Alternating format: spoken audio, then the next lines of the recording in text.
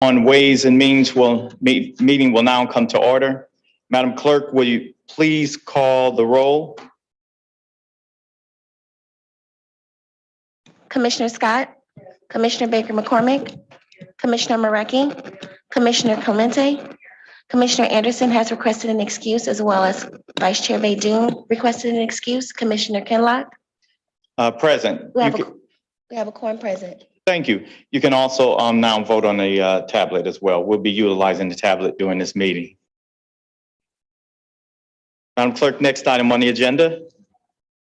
Next item, item B, Chair's remarks.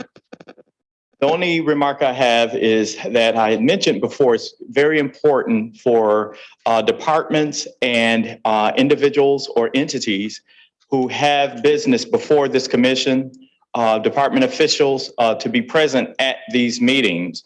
And I had mentioned it in the past, it's important for folks to attend these meetings. And I am in conversations with our commission counsel on specifically drafting a resolution to speak to that, how important it is for folks to be here and having a standing process in place to pass for the day, unless the chair of a respective committee or the chair of the commission is informed that someone will not be present to discuss those items. So just wanted to state that under my remarks. Madam Clerk, next item on the agenda.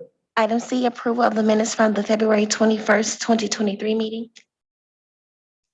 Motion is in order. We will use the tablet, or we'll use the tablet. Okay, there you go. So we have a motion by, I'm trying to make sure I'm reading this right. Okay.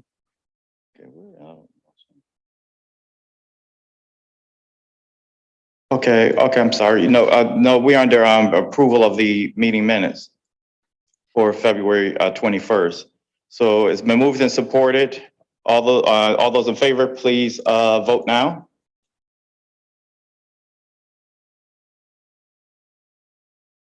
Okay.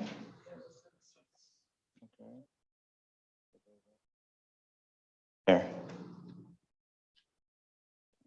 Motion carries. Thank you. Next item on the agenda. Item D, unfinished business. There is none listed. Next item. Moving to item E, new business number 1, requesting commission approval of budget adjustment 2023-35-117, certifying revenue in the county health fund. Who's here to speak to that?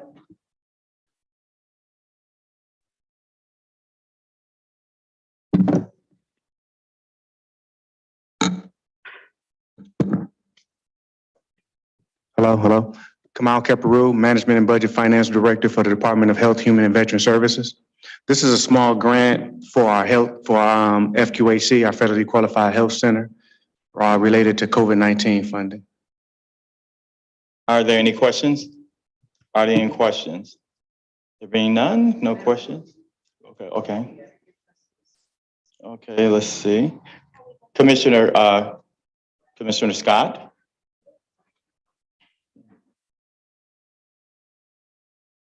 Commissioner Scott. Okay, Commissioner Scott.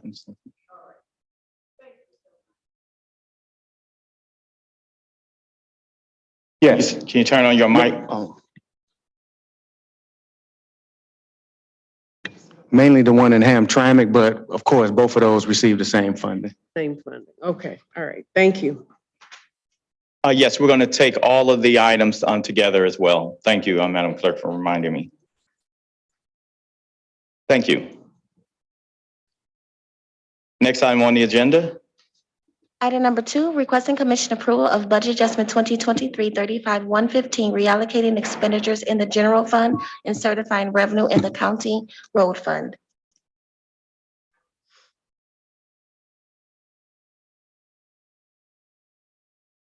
Thank you.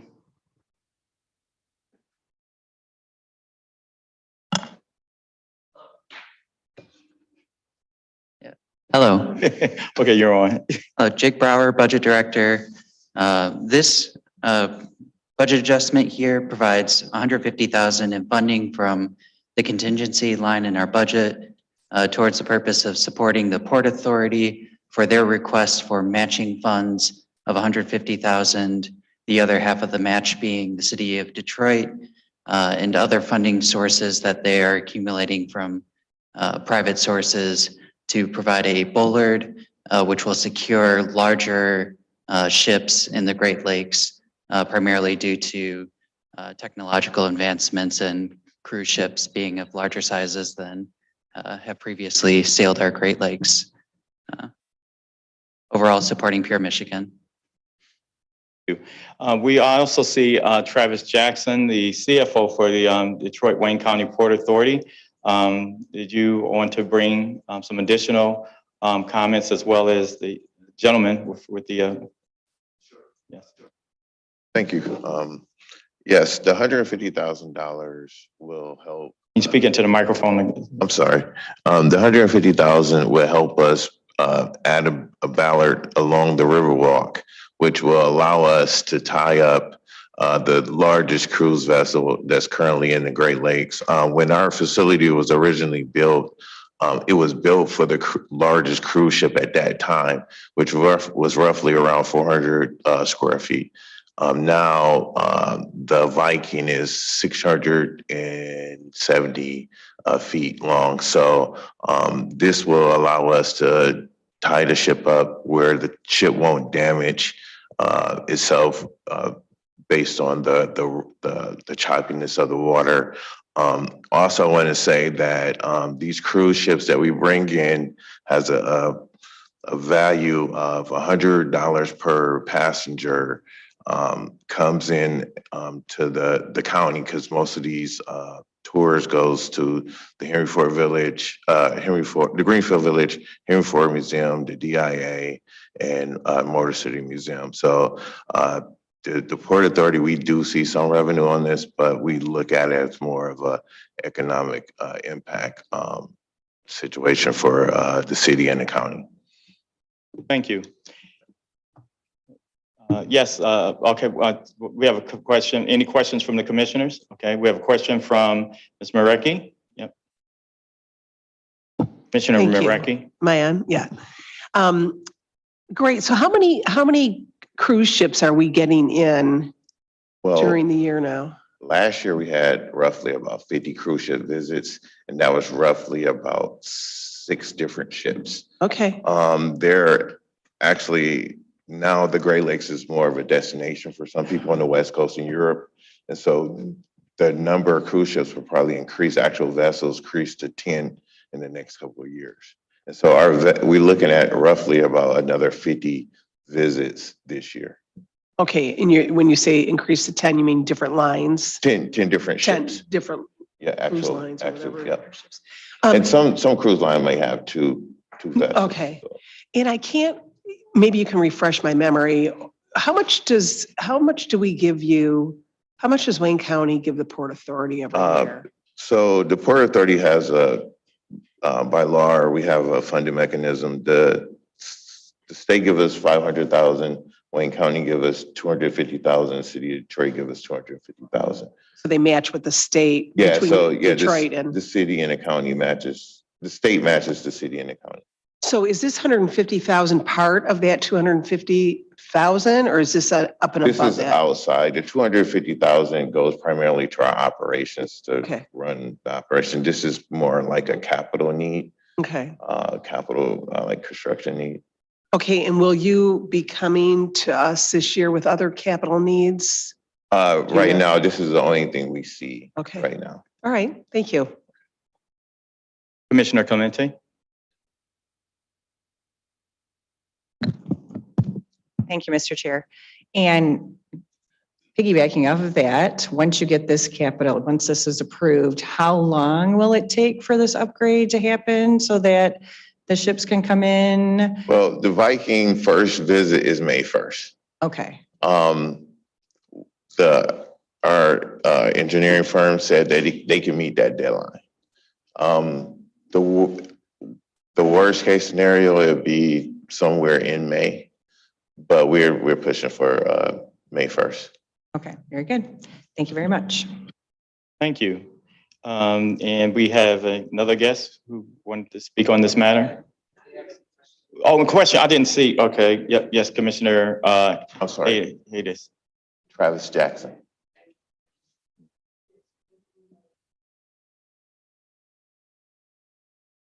or some other, I know the port in Detroit underutilized and under-equipped too, in a crane and something. And Please speak into the mic. Yep. ship goods and travel to, it's very important. There any plan for the port in the future to increase the activity and move goods through the port instead of depend on trucking on the highway? The port in many great city have a life in it, have a movement. I didn't see that in the port here in Detroit. That's always our mission. Right now, the Port Authority itself is kind of limited in what they can do as far as those things, but we are promoting and we are seeking to grow movements of goods on the water. There are other operators along the riverfront that actually do move goods along the water. But we are looking at different ways and we're talking to different people right now to help increase the movement of goods on water and taking things off the road and putting it on water. Yeah, Commissioner Haydes, one thing that we're looking at, we've having conversations with the automotive industry. I mean, we're in Detroit, and we've been having conversations with their leadership about using the waterways, using ships. And so we've have commissioned a study in which we're trying to get them to use ships instead of trucks, of course, as part of the whole sustainability conversation that all of the various businesses across the country are having. Yeah. In my personal opinion, what I see and what I know is we can't put the buggy before the horse. We need first thing to seek federal funding because it takes a lot of money to equip this port to be able to handle what we dream to see, goods, cars, whatever we need through that to make it easier for the highways with trucking. So federal funding, it's key element to our success. And I think we need to have united front between county, the city, the state, all together to promote the port and get money from the federal government to be able to put more. You know, the crane we have for heavy equipment, it's a joke, it's a small crane. It's mean we not equipped for anything that the industry need in the state of Michigan. So the governor, for the first time, Governor Whitmer has established a funding source, and that's why the gentleman to come up to talk about our guest who's here to talk about the activity that's going on. But specifically, the governor has created an office of ports where we can now absolutely apply for various funding sources and whatnot to help with our efforts in maritime. Yeah. Yeah. Okay. So basically in this past year, the governor passed a bill that will create an office of maritime within the state of Michigan that will help provide grants to port authorities, to imports, to help, improve the infrastructure to increase shipping on the water.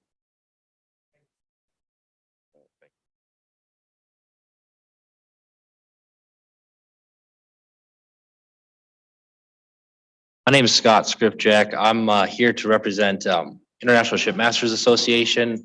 We're a fraternal organization of master mariners across the Great Lakes in both US and Canada. So I'm here to kind of shed a little bit more light on the issue at the port and why is why is it important? Because it is a lot of money. And so the city's coming to the table and we need the county to come to the table. The cruise ships are actually coming to the table. Last year we had 9 cruise ships on the Great Lakes. This year we'll have 11. Great Lakes Cruising Council the association estimates there's work for 17 cruise ships on the Great Lakes because it's an emerging market. There's people coming from all over the world on these cruise ships. My day job when I'm not doing this is I'm one of the ship pilots on the river. So all the foreign trade that's coming in and out of the Great Lakes is required to have a pilot on board, including the cruise ships. So I have that master mariner knowledge of why this is important. That dock down there was designed and built for much smaller vessels. We have Viking Cruise. They're coming in. They started last year with 1 ship. This year they'll have 2 ships. They built both of those ships specifically to come to the Great Lakes because that's how much of a market is here.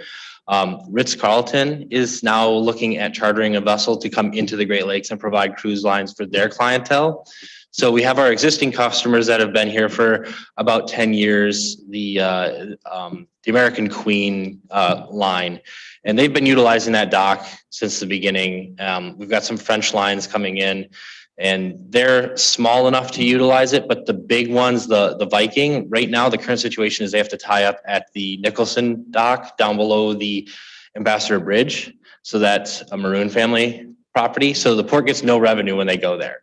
The other thing is, my biggest point is, when we're talking about cruise ships, if you're going on a cruise on the Great Lakes and you're paying the Viking right now, they're starting at $15,000 a person. And you're coming to Detroit and you're tying up at a steel dock, a dusty steel dock full of steel coil. Is that the best image that we can provide? I make the argument that just the optics, the press, the everything, the glamour, if you will, of having these large cruise ships tied up right downtown in front of the RenCen is great for the city.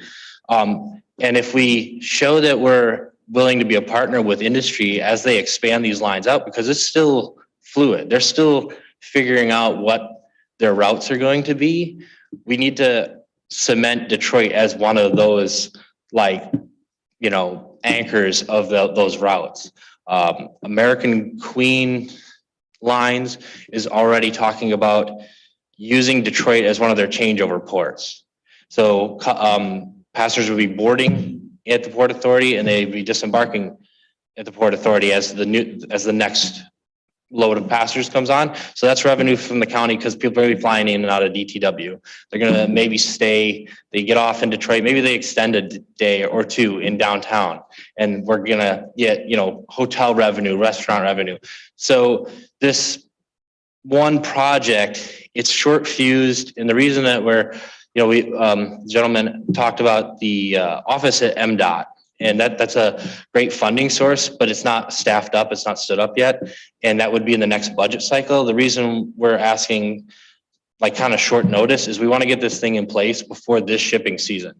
Because right now, like I said, last year we had 1 Viking vessel and they're tying up at the Nicholson terminal. This year we'll have 2. If we don't get that bollard in, both of those vessels are going to be tying up at the Nicholson terminal. Given the information that Mark Schrupp gave me on that revenue, that's $60,000 in lost revenue to the port just this year. That was $30,000 last year that we didn't lose. As it expands, that just keeps doubling every year over year. That the Port Authority is not cashing in on, not collecting. That helps the Port Authority become more self-sustainable from a taxpayer basis, doesn't it? The importance of this bollard is we did a trial approach in September, and where the bow of the vessel will be, there is nowhere for us to put the lines. And there is a current that flows along that face, and it can actually rip the ship off the dock. But so it's an unsafe situation. So we just need this to make sure that they can be safely moored. We can get the passengers on and off. Right now, like he said, they are going out to Henry Ford. They're going out to Greenfield Village. They are going to the DIA. Again, if we can get them downtown, there's that potential that we keep those passengers on tours downtown and we generate more revenue for downtown. Obviously this is the county commission, not the city, but it's still, a selling point to get this done and get these ships downtown. Thank you. Okay, are there any additional questions? Any additional questions? Okay, thank you. Next item on the agenda. Next item, item number 3, requesting commission approval of a resolution authorizing the Charter County of Wayne to use remaining series 1992 and 1996A bond proceeds.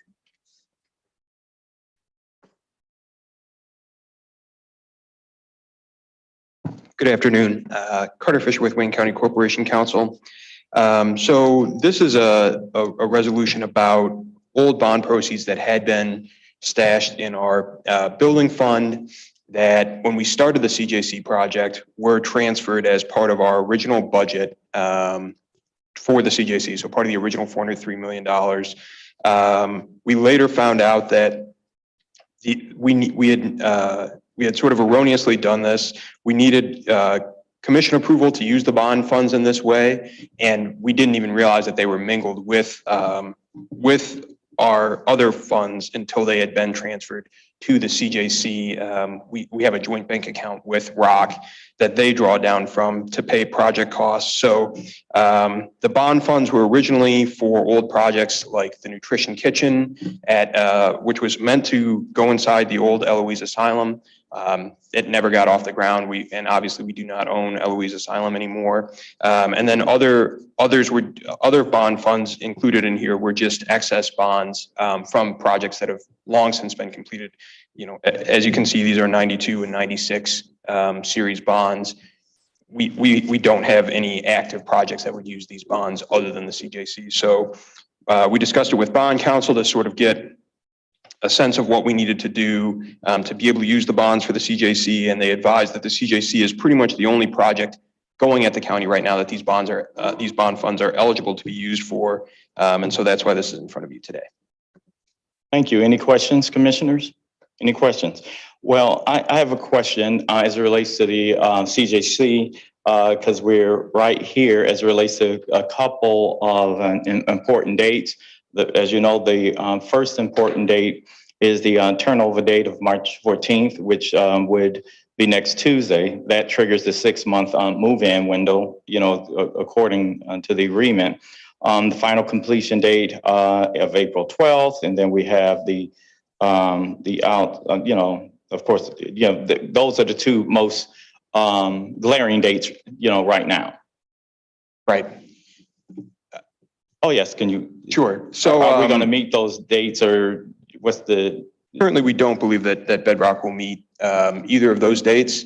They're sort of tied together. So if you miss one, in all likelihood, you would miss the other. But no, we don't believe that they'll hit the March 14th turnover date. And are they required under the agreement to give us subsequent projected dates? When they don't meet that first date, is there another projected date or notice requirement in the agreement? There's not a notice requirement in the agreement that specifies that they have to give us. But once we pass that date, then it's just. So there is a specific end date in the agreement that I don't have in front of me right now. Would that be February 5th, 2024? That sounds right. And that's when they would start incurring penalties for missing out on construction completion, barring some sort of delay caused by the county. But as of right now, we're working with them on developing a second date. It's, really from their perspective, it's something they want to get done as soon as possible as well. So we're working with ROC, the general contractor, to get a better sense of when the actual turnover date will be. Okay, that's going to be a very important update at CJC. As soon as you get that date, can you inform both the chair of the commission as well as our staff and the and CJC committee, as you always have been great at doing? Absolutely. Yep. Okay. Yeah. That's interesting. Yep. Okay. Are there any additional questions? Any additional questions? Thank you. At this time, I will entertain a motion to approve items 1 through 3 for forwarding to the full commission for its consideration. Their motion to support. We had a motion by Commissioner Mareki and support by Commissioner Okay, Scott. okay, thank you. Okay, we'll now vote on the tablet.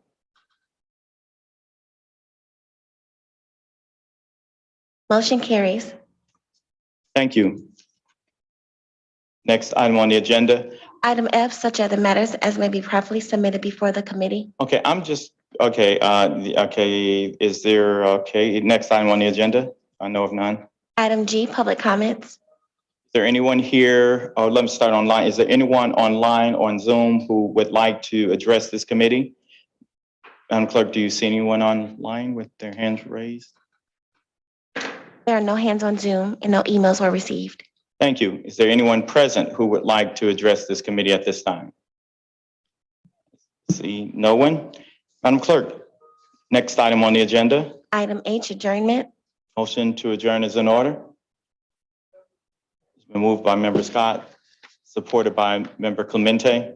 All those in favor signify by saying aye.